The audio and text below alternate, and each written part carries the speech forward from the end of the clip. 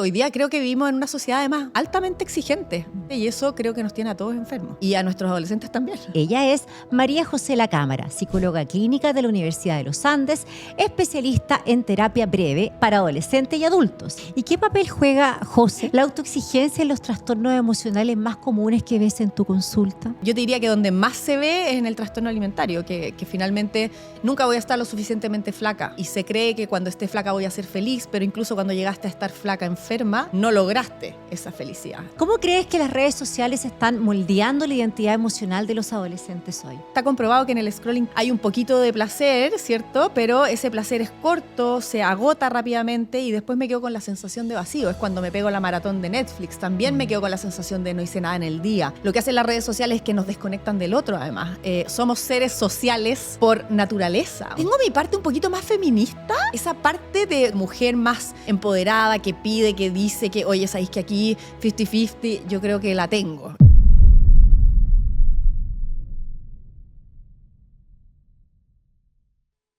Hola, ¿cómo están? Esto es Factor M. M de mujer, de mamá, maestras, mentoras, miradas, metodologías, movimiento y de nuestro lado masculino también. Les quiero invitar a que conozcamos en cada capítulo a mujeres líderes de nuestro país, directoras, gerentas, emprendedoras y referentes que nos contarán sus experiencias de vida en el trabajo y cómo fue que lograron romper el techo de cristal. Con ellas nos vamos a inspirar y queremos demostrar cómo las mujeres y el talento femenino de hoy puede llegar más lejos. Hoy tenemos el honor de recibir a una invitada inspiradora en nuestro podcast. Ella es María José Lacámara, psicóloga clínica de la Universidad de los Andes, especialista en terapia breve en el Mental Research Institute de Palo Alto, California, para adolescentes y adultos. Es autora de los libros Más Conectados y Soy Suficiente, donde aborda temas como la autoaceptación, la compasión y la lucha contra la perfección tóxica, que afecta especialmente a mujeres y jóvenes en contextos de alta exigencia social. También tiene este último libro, que lo tengo acá, lanzado recientemente, que se llama Adolescencia. Bienvenida, mi querida María José. ¿Cómo estás tú? Bien, feliz de estar aquí. Qué entrete, me encanta. Oye, tremenda presentación. La verdad que ella es una gran invitada y te quiero contar, María José, que este podcast tiene dos partes. En esta primera parte nos vamos a tomar un café y vamos a hablar de trabajo, especialmente de tu trabajo, de tu trayectoria, y una segunda parte en donde va a ser mucho más distendido. Vamos a compartir una copita de champaña y vamos a conocer a quién es María José, cuáles son sus vivencias, sus valores más íntimamente. Así que mi primera pregunta, ¿te gusta que te digan José? José. José. Sí, José. Sí, de hecho, perdona, me fijé porque el libro dice José Lacámara y me dije, ojo, que no es José Lacámara, sino que es José Lacámara. José Lacámara, sí. Mi mamá cuando me retaba me decía María José, entonces como que... Claro. Sí, me pasa a mí con Macarena también. también. Cuando me dicen Macarena es como que siento que me están retando. Sí, Así que sí. quedamos entonces con la José. José, tú trabajas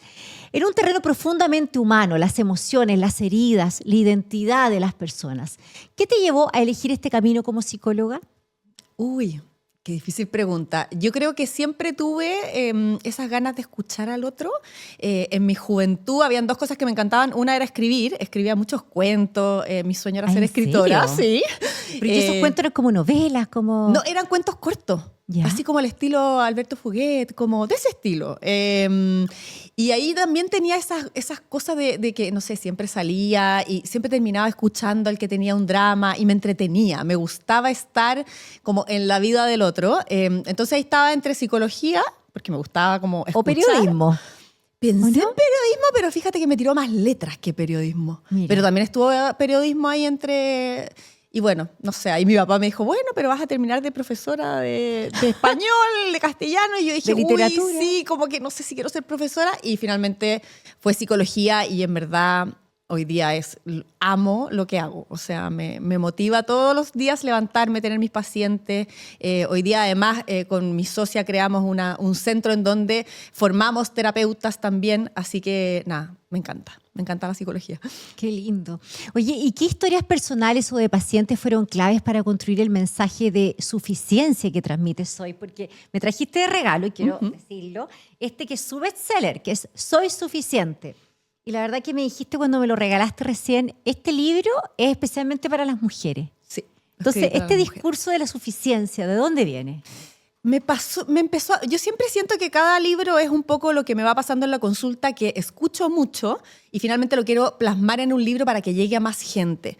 Y con el Soy Suficiente me pasó que fue una época en que tenía muchas mujeres pacientes y más o menos con la misma temática, que es esta sensación de que tengo que ser perfecta para ser querida, de no puedo mostrarme vulnerable, mucha comparación, bueno, el tema de la apariencia física, los estereotipos de belleza. Entonces como que dije, esto nos está pasando a muchas, que ganas de ponerlo ahí y dar un poquito, entregar salud mental desde un lugar más de escribir y aparece mucho también la terapia breve, cómo romper los círculos viciosos. ¿Qué es la terapia breve?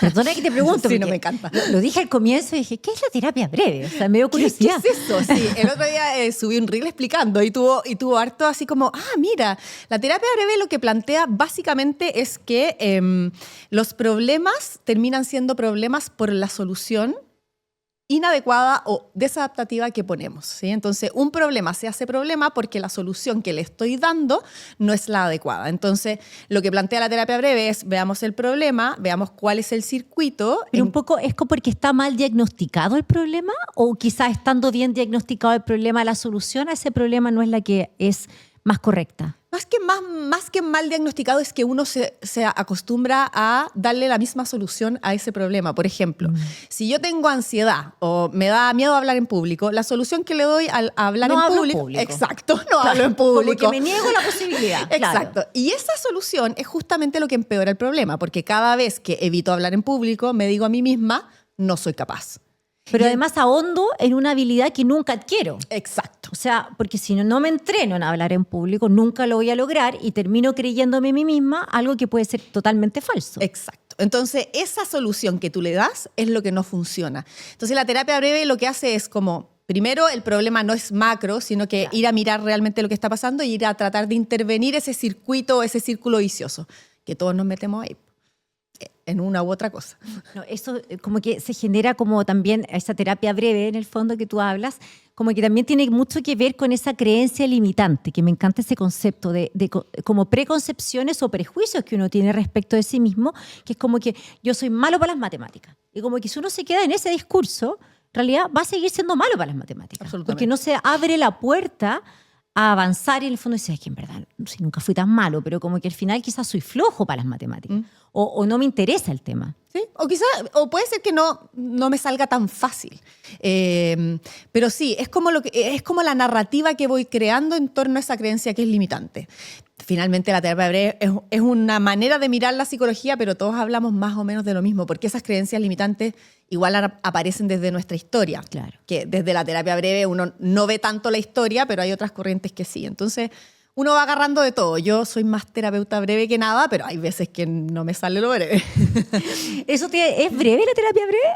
¿No necesariamente? Sí, es breve la terapia breve. La terapia breve plantea que en la sesión número 4 tú ya deberías estar viendo cambios en tu paciente. Es breve en realidad. Sí, y en la sesión 8 ya deberías estar empezando a ver cambios significativos para poder empezar a distanciar una terapia. Obviamente hay pacientes con los que se logra, hay otros que no, hay otros que les encanta ir a terapia, entonces también piden permiso para seguir yendo, entonces uno se va adecuando, pero la terapia breve es bien exigente. Como es una metodología. Sí, es una metodología. Me dan ganas de probarla, fíjate. Sí.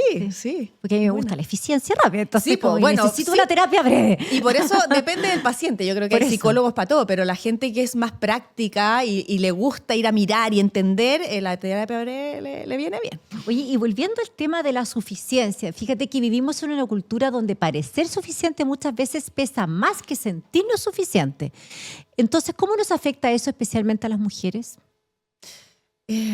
A ver, yo creo que las mujeres yo creo que estamos en este loop de la perfección, de intentar ser perfectas o parecer perfectas, y a veces en ese intento de perfección creo que la mirada queda en torno a uno mismo. Es como que nos miramos el ombligo y lo más paradójico de esa perfección es que yo quiero ser perfecto para ser querido, para ser visto, para ser amado. Valorado. Sí, valorado, para sentirme perteneciente.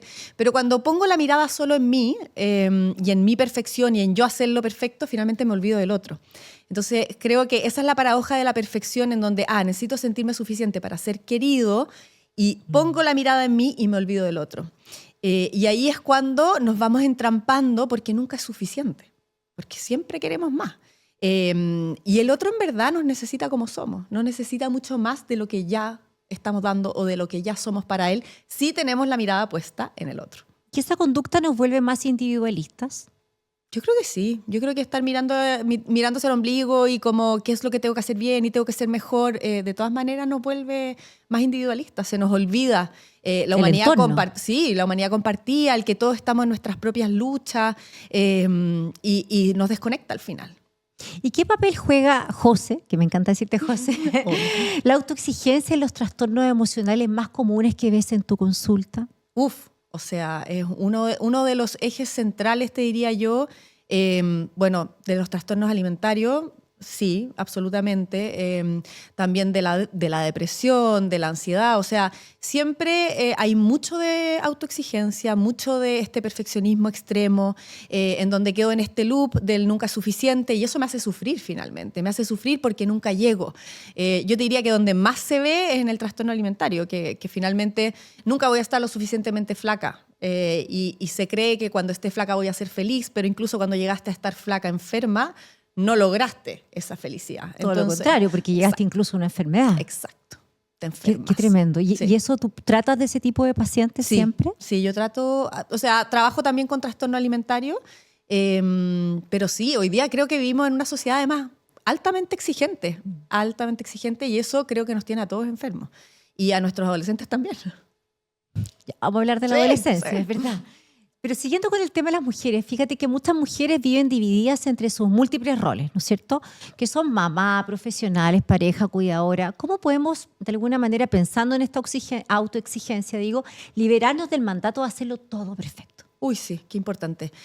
Nosotros además tenemos la carga mental, porque además nos llevamos todo lo de la casa, lo lleva uno. Yo creo y la culpa. No la dejemos fuera. La culpa no la dejemos fuera. Sí, lamentablemente, porque hay que también. sincerarlo. Yo creo que, a ver, primero, yo soy pro coparentalidad. Yo creo que acá somos padre y madre. Creo que los padres cumplen un rol fundamental. Y no creo que tenga que ser una ayuda. Creo que tiene que ser muy bien repartido. Creo que las mujeres necesitamos aprender a pedir más y pedirle al otro que se haga cargo de cosas. Porque en verdad que no da. O sea, yo en este minuto, por ejemplo, yo en mi familia, mi marido hace las compras, hace el corner shop. Si hay tratamientos de niños o médicos, él hace el 50%, yo hago el otro. Entonces creo que el tener una pareja que en donde hay una corresponsabilidad, en donde ambos nos hacemos cargo de distintas cosas de la casa, alivia muchísimo. Sin duda. Sin duda. Ahora, la carga mental siempre yo creo que termina un poquito más en uno, en los chats ahí de los colegios, que uno tiene infinitos chats, pero sí creo que hay que pedir más y hay que repartir las tareas de la casa. José, y desde ese lado, desde ese punto de vista, ¿cómo podríamos reeducar un poco a los hombres? Porque uno dice, ya, hablamos de la coparentalidad, de la corresponsabilidad con la crianza de los hijos, pero hay hombres que son súper permeables, hay que decirlo, check para ellos, o sea, toda la razón, están ahí criando junto a la madre, entendiendo, ¿no es cierto?, que están en igualdad de posiciones respecto a esta responsabilidad y también sus desafíos profesionales personales. Pero hay otro tipo de hombres, ¿no es cierto?, que están como en esta readecuación, que creo que están movilizados, pero no han logrado todavía, en el fondo, estar como a la altura de esa corresponsabilidad o coparentalidad. ¿Cómo podríamos trabajar eso? ¿Cuál sería tu consejo desde la psicología? Quizás a alguna mujer que esté escuchando, mirando este podcast, decirle qué hacer.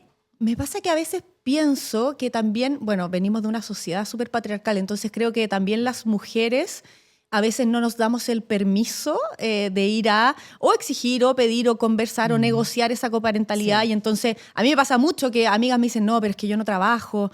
Y es como, pero él está pudiendo trabajar quizás 24/7 por todo lo que tú haces en la casa. Claro. Entonces hay mucho por lo que avanzar. Creo que en un primer lugar, creo que el llamado es a las mujeres, a que realmente vayan a mostrar que la coparentalidad no tiene que ver con quién trabaja más, tiene que ver con que ambos son padres. Y ambos son un equipo en donde la familia tiene que funcionar. Uno puede llegar a esa negociación en donde cuánto me puede ayudar él, cuánto puedo aportar yo, desde los distintos roles que uno cumple o desde en qué estamos trabajando, cuánto cuánto uno está trabajando más que el otro. Se puede hacer, pero creo que a veces las mujeres nos da nervio también o sentimos que no nos corresponde ir a pedir eso si es que no estamos en una posición parecida a la del hombre. Mira, qué importante lo que estás diciendo, porque es bien injusto, porque claro, uno cree que además una mujer porque no está trabajando, digamos, fuera de la casa, por decir, en un trabajo, es como que no está en la casa, no hace nada. Perdón, y cumple múltiples funciones también esa mujer. Entonces, la verdad que hay que repartir un poco ese tema. O sea, y yo creo que el hombre no podría estar trabajando todo lo que trabaja si no tuviera esa mujer que trabaja 24/7. Al servicio de los hijos. Exacto, al servicio de los hijos. Y de toda la familia, porque muchas veces familia extendida también, ¿no es cierto? Son personas, otras que hay que cuidar, por ahí padres. Sí, yo creo que primero el que los hombres valoren, también creo que ahí falta harto el que el hombre valore ese trabajo de la casa. También tengo muchas pacientes que a veces me dicen, no, es que mi marido llega y me dice que no he hecho nada en todo el día porque estaba a cargo de los hijos y es tremendo. Como, me estáis molestando. No, ese comentario lo o sea, no se puede. injusto. Entonces creo que también valorar lo que es el trabajo en la casa, el quedarse en la casa, y después ir a tratar del hombre ¿cómo te alivio? ¿En qué te ayudo? ¿Qué hago yo? ¿Llevo yo hoy día a los niños al terapeuta ocupacional? O sea, como también ahí que haya, creo, un hombre también más disponible para la mujer. Sí, yo creo que es interesante esto porque hay que visibilizar esta situación de tantas mujeres que hacen todo muchas veces y se cree que no trabajan porque no salen de la casa a trabajar. Yo creo que eso es súper injusto, ese análisis. Sí. Y entrando ahora en el otro libro, en la adolescencia. El último, que va a ser un bestseller, no me cabe ninguna duda. Adolescencia se llama, #adolescencia. Sí, ¿cómo crees que las redes sociales están moldeando la identidad emocional de los adolescentes hoy? Ay, qué tremendo. Bueno, las redes sociales, la entrada a las redes sociales fue más o menos el año 2011 y existen estudios que muestran que nuestra salud mental desde que entraron las redes sociales empeoró en un 200%. No, o sea, tan drásticamente. Drásticamente. O sea, si uno ve la curva, es una curva en donde efectivamente, y eso no solo en el adolescente, o sea, en todos, nuestra salud mental se ha visto deteriorada por el tema de las redes sociales. ¿Por qué? Porque las redes sociales nos comparamos, miramos otras vidas que sentimos que son mejores que las de nosotros, nos quitan espacios de conexión real por espacios de conexión virtuales, nos hacen mirar lo que queremos ser y nos hace fijarnos en lo que no tenemos. Hay mucho de las redes sociales. O sea, por infelicidad. Bastante. De alguna manera, claro. Bastante. Sí, porque además en ese scrolling está comprobado que en el scrolling tampoco, o sea, hay un poquito de placer, ¿cierto? Pero ese placer es corto, se agota rápidamente y después me quedo con la sensación de vacío. Es cuando me pego la maratón de Netflix. También me quedo con la sensación de no hice nada en el día. Lo que hacen las redes sociales es que nos desconectan del otro, además. Somos seres sociales por naturaleza. O sea, en el estudio más largo del mundo se comprobó que lo que nos hace más felices son nuestras relaciones sociales. Total. O sea, cuando yo llegue a mi último momento, lo único que voy a mirar es cuánto estuve, con quién fui para esas personas importantes. Y las redes sociales nos roban mucho de eso. Y a los adolescentes creo que más probablemente, porque creo que es como que nacieron con esto. Nosotros por lo menos ya supimos lo que era la vida sin. Entonces es como el que uno... contacto real con la persona. Claro, entonces uno como que tiene más como conciencia de lo que se está perdiendo, como qué es lo que quiero que pase distinto, o el por qué no le voy a mandar un WhatsApp y en verdad la voy a llamar por teléfono, o voy a ir a tocarle la puerta. En cambio, los adolescentes nacieron con esto, entonces no tienen esa vivencia. Creo que también, obviamente, como son más chicos y son menores de edad, tienen menos criterio, les cuesta gestionarlo. Entonces creo que todos somos adictos a las redes sociales y de todas maneras, pero creo que cuesta más gestionarlo si eres más chico. Qué bueno que usaste la palabra adictos. Somos todos adictos porque las redes sociales son una verdadera adicción.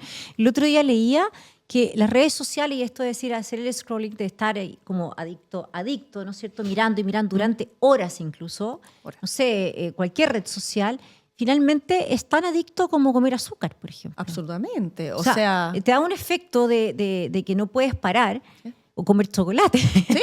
¿No es cierto? Que tenemos acá chocolate, por eso lo digo, pero la verdad que, claro, hacerlo de manera compulsiva, que no te puedes controlar. Entonces, hay una parte de tu cerebro que se va moldeando a esto y entonces yo creo que te quita ciertas capacidades o habilidades de comunicación. ¿Cómo lo ves tú? De todas maneras. O sea, creo que va O sea, el cerebro además del niño, del adolescente, está en desarrollo. Ahí está lo peligroso. Sí, pues, ahí está lo peligroso y entonces claramente es un cerebro que se va acostumbrando a esta dopamina, ¿cierto? Que va cada vez que pongo like, cada vez que sale un video que me gusta y finalmente tenemos adolescentes que después no saben cómo ser felices en la vida real. Con el compañerito de curso, digamos. Con el compañero, tampoco con el amigo. y también que no saben cómo comunicarse, se comunican a través de redes sociales o a través de WhatsApp, no hay filtro, hay muy poca sensibilidad por el otro, por cómo al otro le llega eso que le digo. Entonces es difícil, yo creo que es difícil para ellos moverse hoy día en este mundo social en donde en la mitad pasa también en el mundo virtual, que a veces es bastante fuerte, ¿sí? Y lo otro que estaba leyendo hoy día de Jonathan Haidt, que escribió Generación Ansiosa, estaba leyendo el tema de la pornografía, que es algo que nadie habla, pero un niño hoy, a los 10, 12 años, ya tiene acceso a pornografía. Increíble, lo encuentro. Y entonces y es justamente por eso. Sí, pues. Redes sociales. Sí, redes sociales. O sea, la pornografía está en el TikTok, la pornografía está en Instagram, la pornografía está ahí, al alcance de la mano, y si no lo tiene en su celular, lo va a tener en el del amigo de al lado. Entonces, están pasando muchas cosas en el mundo virtual de nuestros adolescentes a lo que nosotros ni siquiera nos imaginamos. Te quiero decir que el tema de la adolescencia es un tema súper recurrente y este año incluso salió una serie de adolescencia en Netflix que la verdad que todos mis amigos estaban sumamente preocupados porque todos son padres de adolescentes. Sí. Me imagino que quizás tú también, o no sé si es más chico. Yo la vi, yo tengo hijos adolescentes, sí. ¿Tiene hijos adolescentes? Sí, 17, 16 y 12, imagínate. Entonces, estoy ahí. Claro, ahí mismo. Te digo que las invitadas que vinieron antes a grabar este podcast también dijeron, ya este libro de adolescencia lo necesito. O sea, yo creo que este es un tremendo tema, José, que tú tocaste en este momento, en que hay muchas mamás y papás que necesitan saber sobre cómo tratar a sus hijos o hijas adolescentes. No sé si acaso nos puede dar algún consejo, algún tip del libro para que también se interesen en leerlo. Sí, el libro nace, la serie de adolescencia vino como el universo la trajo, porque yo nunca pensé que iba a salir la serie en marzo y mi libro en junio. Yo creo que lo que dice la serie al final, que es la frase última, yo la vi, me lloré a mares, dice... Es tremenda la serie. Sí, podríamos haber hecho más. Y yo creo que esa frase que dice a todos nos resuena como papás. Esta sensación de chuta, ¿qué estaré haciendo, qué no estaré haciendo? Podría haber hecho más. Ahora, hay una parte de esa frase que no me gusta tanto, que es como que nos mueve al miedo.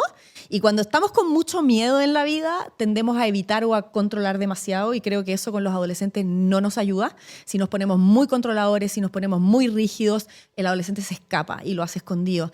Entonces, esa parte de la serie no me gusta tanto y por eso creo que el libro viene a entregar una parte más amable a los papás, de decir, en verdad sí existen herramientas, sí hay maneras de mejorar esa relación y nada, sobre todo es tiempo, comunicación. Yo todo lo que digo en el libro, nada es como ciencia ficción ni muy difícil, es todo bastante obvio. Pero que a veces uno necesita que se lo repitan y te lo muestren. Lo refuercen. Sí, sobre todo cuando hay crisis con los hijos adolescentes que evidentemente los padres necesitan de herramientas o repasar ciertos conceptos o entender ciertas cosas que quizás esto es una valiosa herramienta. Por eso que se los quiero recomendar. Ahora, te quiero seguir preguntando, ¿cuál es la diferencia entre autoestima y autocompasión? ¿Y por qué esta última suele ser tan difícil de cultivar? Me encanta esa pregunta.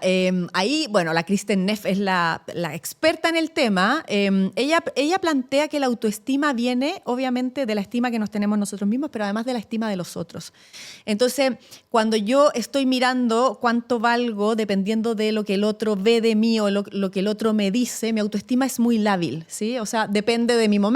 Yo hoy día puedo sentirme con una autoestima inflada porque sí, que es seca y tu libro, pero claro, pueden haber momentos más difíciles en la vida en que hay gente que me diga, pero ¿y qué te pasa? ¿Por qué no salís de ahí? Y ahí también mi autoestima baja. Entonces, lo que plantea la Kristin Neff, ¿por qué mejor no trabajamos en ser más compasivos con nosotros mismos, en poder generar una voz que sea más amable, en no criticarnos? Y eso es mucho más estable en el tiempo porque depende de mí. Claro. Entonces, cómo me trato, cómo me hablo, es vital para poder tener una buena relación conmigo. Y lo que tendemos a hacer los seres humanos es a criticarnos.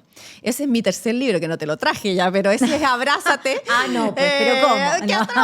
Ese Abrázate y cultiva tu yo compasivo, que cuando yo aprendí lo que era la autocompasión, dije, ¿cómo esto no lo sabe todo el mundo? O sea, ¿cómo podemos trabajar esa autocompasión? Me encantó el concepto. La manera que, o sea, a ver, tiene 3 patitas, pero la manera que en general yo le digo a mis pacientes es como trátate como si fueras tu mejor amiga, como lo que te estás diciendo. ¿Te lo diría tu mejor amiga? La mayoría de las veces la respuesta es no. ¿Cierto? Esa es la primera patita, que es la amabilidad. La segunda patita es el mindfulness, el estar más presentes, en el vivir en el aquí, en el ahora, en detenernos. Y la tercera es humanidad compartida, que es todos somos humanos, todos nos equivocamos, todos pasamos por la vergüenza, todos pasamos por el sufrimiento. A todos nos pasa un poco lo mismo. Si a al todos final nos pasa todos un poco lo sentimos. mismo. Sí, eso es verdad. Oye, José, ¿y si pudieras enseñar solo una herramienta emocional a todas las personas? ¿Cuál sería? Como tu caballo de batalla, así como decir, Mi caballo de batalla, que yo creo que tiene que ver con la transformación más personal mía, yo creo que el detenerse. Yo creo que solo si me detengo tengo la conciencia para ir a mirarme y poner el ojo en eso que necesito mejorar o necesito ir a trabajar. Entonces, el otro día también me preguntaron en un podcast, bueno, ¿cuál es tu palabra? Yo dije, detente, esa es mi palabra, como para, respira. También abrázate, como un poquito más de nanay. Creo que también a veces vivimos arriba de la micro. Y muy autocríticos también. Y muy autocríticos. Y por eso creo que el detente es primero que cambiar el diálogo. O sea, si yo solo trato de cambiar mi diálogo es casi imposible. Siempre lo primero es la autoconciencia, el mirarme y de ahí puedo ir a hacer el gallito. Si no, es imposible.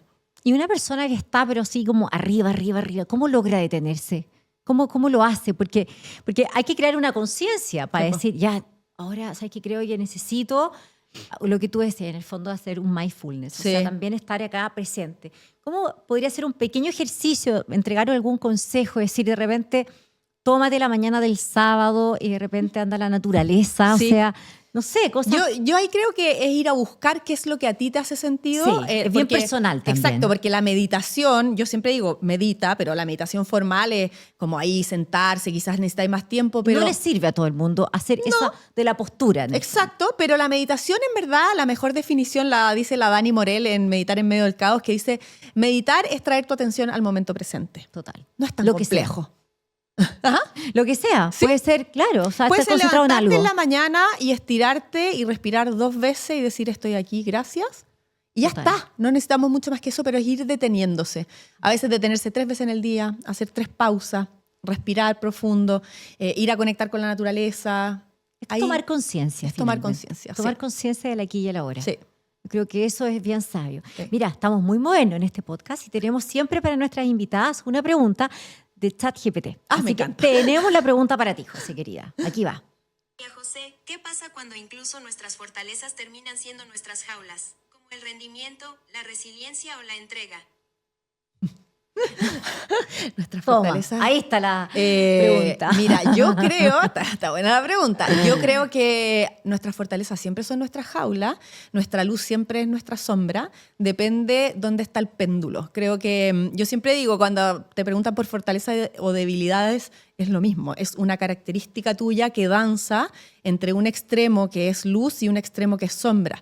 El perfeccionismo no es malo en sí, el perfeccionismo es malo cuando se va a la sombra de tengo que hacer todo yo, no delego nada, tiene que estar todo perfecto. Pero es muy bueno cuando trato de sacar proyectos y de que las cosas salgan bien. Entonces, creo que todas nuestras fortalezas pueden ser nuestra jaula en la medida que estamos en ese péndulo que se mueve de un lado hacia otro y es como, bueno, como llego al equilibrio de eso que me define.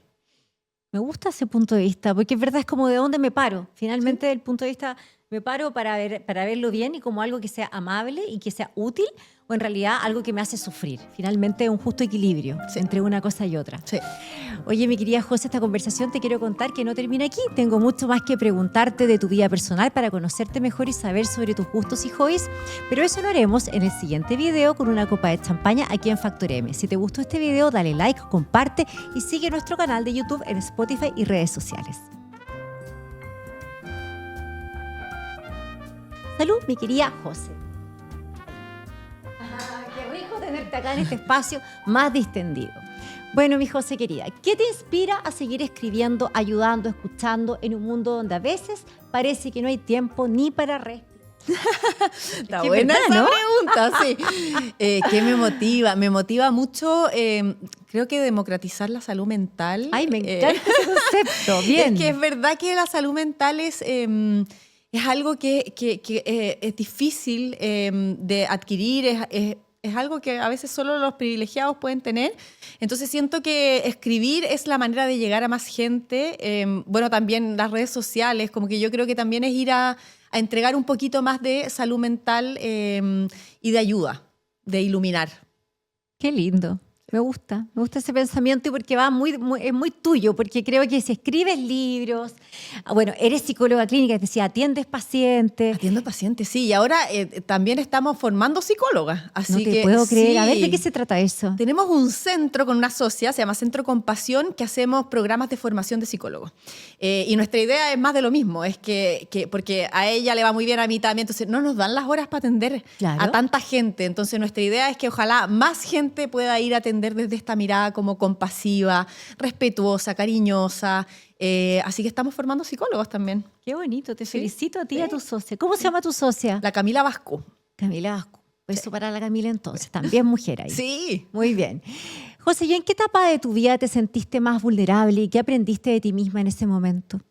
Uy, más vulnerable, yo creo que la etapa de mamá con hijos chicos, creo que fue la más difícil, de más cuestionamiento, de ir a mirar cómo tenía que ser mamá. Creo que se topa, además, es una etapa que se topa mucho con cómo te maternaron y qué quieres seguir o qué patrón O quieres qué cambiar. cambiar. Exactamente. Entonces creo que fue una época más difícil, también más difícil a nivel matrimonio, porque uno empieza... es como... Otras prioridades Sí, también. y también es como que uno se empieza a sentir, que atroz, que yo no sé si solo me pasó a mí, pero como atrapada en esta cosa como de que quiero trabajar y crecer profesionalmente, pero tengo que ser mamá. Entonces como que también es como, pucha, ¿por qué él sí, yo no? Entonces Claro. viene una época bien difícil en donde empezar a buscar un equilibrio en que te haga sentido de ser mamá, pero también seguir siendo mujer y profesional. Y profesional. Es Sí. difícil esa ecuación, ¿ah? Pucha, que es difícil. Y sí. que le pasa a todas las mujeres. Sí. O sea, yo que converso todas las semanas con mujeres, todas pasan por ese como momentum, es un tremendo Sí. momentum, que Sí. es la maternidad, hijos chicos, que es de postergación muchas veces profesional, de que es también un cambio en la relación de pareja. Sí. Porque de ser pareja sin hijos a ser pareja con hijos también cambia las prioridades. Entonces, es una reforma completa. Y Sí. la verdad que ahí tenés que tener un buen partner también. Sí, pues, sí. Yo, gracias a Dios, tengo un súper buen partner, pero igual fue una época más que tambaleó más la cosa. Yo creo que aparece más la culpa también cuando son más chicos. Yo hoy día tengo niños adolescentes, en verdad la culpa la tengo bastante trabajada, o sea, siento menos culpa porque también, claro, quizás siento que me necesitan menos, me necesitan mucho y yo creo que los adolescentes nos necesitan infinito, Sí. pero es distinto, no es el día a día, no es el hora a hora, minuto a minuto. Entonces, sí, yo te diría que esa fue una etapa más difícil. Y en lo más íntimo, José, así personal, ¿qué parte de ti sientes que sigues sanando incluso hasta el día de hoy? ¿Qué parte de mí siente? Uy, qué buena pregunta, Maca. El perfeccionismo, heavy. Yo creo que Por todos... eso hablaste antes del perfeccionismo. Me tincó, fíjate. Sí, no, y aparte que es muy loco porque cuando yo escribí el primer libro, que también se trata de no ser la mamá perfecta, etcétera, y después Soy Suficiente, que también habla de perfección, le dije a mi editora, oye, pero los libros no, como que no conversan. Y me dicen, ¿cómo que no? Si en Claro. todos habláis de la perfección. Y yo como, y en verdad sí, yo creo que yo lucho por permitirme todos los días imperfección, equivocarme. Creo que igual soy súper exigente conmigo misma. Y lo mismo aplicas para ser mujer, porque la pregunta siguiente era, ¿qué significa para ti ser mujer en un mundo que nos exige tanto? Sí, la misma aplica para ser mujer, po. O sea, Claro, también o sea- es una lucha. Sí creo que tengo mi parte ¿O has más... soltado un poco ahí? Tengo mi parte un poquito más feminista, que siento que a los hombres también les toca. Vengo de una familia en donde mi papá era bastante más machista. Entonces yo como que juré que no iba a repetir como esta exigencia de la mujer, de que en la casa... Entonces yo creo que mi marido, a el que más ahí ha tenido que acomodarse, porque esa parte como de mujer más empoderada, que pide, que dice que, oye, sabéis que aquí 50-50, yo creo que la tengo. Entonces quizás en esa parte como que no siento que me falta tanto, pero en la autoexigencia sí. Oye, y hablando de autoexigencia, otro concepto que repasamos era justamente el de la autocompasión. Autocompasión. Entonces, ¿cómo ha sido tu relación con tu propia voz interna? ¿Siempre has sido compasivo o también ha sido algo que has tenido que reeducar con ¿Te el imaginas tiempo? que es compasiva? O sea, ni una posibilidad, Por eso. absolutamente la reeduqué. Yo creo que nadie que sea perfeccionista y autoexigente no es crítica con ella misma. yo me metí a estudiar terapia central en la compasión y me acuerdo que cuando partí, obvio que desde mi exigencia, con mi cuadernito, tomando nota, el profe... Que no, te veo, o sea, subrayando todo, todo. perfeccionista, todo. Ay, te veo, te juro que te veo. El profe Gonzalo Brito, que es lo máximo, dice, bueno, cierren sus ojos, respiren. Y yo, ¿qué? ¿Este está loco? ¿Cómo yo me voy a poner a meditar si esto es para mis pacientes, no para mí? Y ahí, claramente, en ese curso hay toda una revisión de nuestra historia y ahí fue como, uy, tengo que trabajar yo demasiado en esto. Y en mi libro de Abrázate hablo mucho de eso, de mi camino de ir a encontrar esa voz amable que me costó súper harto. Y por eso te decía que es tan importante el mindfulness, el aquí y el ahora, porque en verdad, si quieres hacerlo sin eso, no va a resultar, porque eso yo lo intenté y no funcionó. Entonces, sí, la he educado. Muy educada. Ahora, lo que encuentro bonito de esa experiencia es que es la vivencia, porque si no lo hubieses transitado de esa manera, porque en tu estructura de perfeccionismo era ir a clase, listo, tomar herramientas y luego aplicarlas, ¿no es cierto?, Exacto. a tus pacientes. Y no me funcionó nada, po. Claro, sí, po. había No, que experimentarla, o sea, vivencialmente decir en realidad, ya, yo soy perfeccionista, tengo que reeducar y tengo que aprender también, primeramente yo la autocompasión para mí, ¿no es cierto? Sí, para luego poder salir a hablar, incluso escribir un libro al respecto. Sí, Creo que eso es lo más valioso. Sí, no, fue un recorrido. Y que es todos los días. Yo creo que, o sea, la voz crítica es porque nuestro cerebro finalmente está acostumbrado a funcionar en alerta, le cuesta la incertidumbre, entonces la autocrítica igual aparece desde ese lugar de este cerebro medio primitivo, entonces siempre vamos a tener que estar con más conciencia para cambiarlo. José, ¿qué te enseña cada día tu entorno? O sea, en general, las personas que te rodean, no sé, tus hijos, tus amistades, tu familia. ¿Qué me enseña el entorno? Yo creo que, o sea, lo que más me enseña el entorno, sobre todo mis pacientes, es que el sufrimiento tiene mucho de oscuridad, pero tiene mucho de luz. Y que creo que sin sufrimiento no hay crecimiento. Entonces tengo como eso muy insertado en que creo que esos caminos que son difíciles de recorrer también nos entregan mucha luz y mucho aprendizaje. Qué lindo. Sí. Oye, José, ¿y qué sentiste la primera vez que alguien te escribió o te dijo, quizás en la calle o en algún lugar? La verdad es que tu libro me ayudó mucho. ¿Qué sentiste? Así como decir, como imagínate. Yo creo que eso es lo que me motiva a seguir. Obvio que una motivación es como esto de democratizar, pero claramente las personas que te escriben y a veces por un post. Ayer leía un hombre que me escribe y me dice, oye, tus posts me cambiaron la vida, me cambiaron la relación con mi hijo. Y uno dice, chuta, qué heavy el impacto. Que uno en verdad no lo imagina. Yo no, como que uno se siente media rara en este lugar. Pero sí, eso es lo que te ayuda a decir, voy por el próximo. Qué lindo, ¿no? Sí. ¿Sientes orgullo? Sí, sí. Nunca pensé que iba a llegar a tener 4 libros. Yo era bien desordenada más en el colegio. No te creo nada. No, te lo juro. Sí, no te creo nada. Te lo juro por Dios. Mira, te llamaban a mis amigas de colegio. Era súper desordenada. Yo era una persona muy social. Me iba más o menos en el colegio. Yo empecé a ser matea y perfeccionista primer año de universidad. Mira, sí. La psicología te cambió. La psicología me cambió, sí. Sí, era desordenada. Qué divertido. Pero es bueno tener esas etapas de desorden y después como de enrielamiento, porque es como haber vivido también las etapas de la vida. Sí, que creo que es súper importante. Si no, después la vida te cobra. Oye, José, recomiéndanos un libro. Yo sé que me va a recomendar alguno tuyo o si quieres nos recomiendas otro. No, te podría recomendar 700.000 libros. Pero así uno que tú digas que este es mi velador ahora y digo, este es un imprescindible. Qué difícil. Es que para alguien que es lectora es muy difícil pregunta ya, pero no, yo voy a intentarlo. Es que he leído tanto este último tiempo. Ya, no, los de la Marian Rojas esta vez me encantan. Yo la amo a Marian Rojas. Sí, yo creo que el primero, que es cómo hacer que te pasen cosas buenas, para mí fue un antes y un después. Soy suficiente, la cito muchísimo. Creo que es un libro maravilloso. Transformador, sí. Siempre también menciono el de la Ruth Nieves, que se llama Haz tus sueños realidad. Bien lo tengo. ¿Ves tú? Que también ahí tiene una manera de escribir que a mí por lo menos fue muy inspiradora. Fue porque llegué a sacar también Soy suficiente, como del modo en que salió, con subrayados, con cosas bonitas. Es verdad, eso es bien útil. Sí, como que sea visual, sí. Sí, eso. Y de novelas que me encanta leer también, Elizabeth Benavent. Cada una de sus novelas me encanta. Creo que tiene mucho también de psicología, además, sus personajes. ¿Y alguna película que te guste este último tiempo, aparte de adolescencia, o adolescencia sería la película? Uy, mira, para película voy a ser súper de verdad aquí. Yo veo puras comedias románticas. Me encanta porque yo soy súper romántica. Veo las cosas más light que te puedes imaginar. Entonces ni siquiera se me quedan en la retina porque es como que la comedia romántica que salga es la que voy a ver. Ya, la del momento. La del momento, sí. Pero he visto ¿podríamos todas. recomendar la serie Adolescencia para los que no lo han visto? Sí, yo creo que es una serie que hay que verla, de todas maneras. Me preguntaron para verla con los hijos, yo creo que no. Yo creo que hay que mirar, porque es una serie muy cruda, que creo que a un adolescente le puede pegar muy duro. Depende demasiado de tu hijo adolescente. Si tu hijo adolescente la quiere ver, bueno, pues sí, vela con él. Pero en principio, vela tú. Y sí, hay que verla, pero también con altura de miras, que no nos coma el miedo. Ese es mi único llamado a que no nos coma el miedo. Que no como nos papá. paralice el sí, miedo, que en no el nos fondo. paralice. Es Sí, verdad. sí. Oye, quiero volver a mostrar tus libros. La verdad que tremenda escritora, nuestra psicóloga clínica, José La Cámara. Adolescencia, su último éxito, Editorial Planeta. También está Soy Suficiente. Y hay otros 2 libros más, ¿no? Sí, Más Conectados, que fue el primero del 2020, y Abrázate, que salió el 2023, si no me equivoco.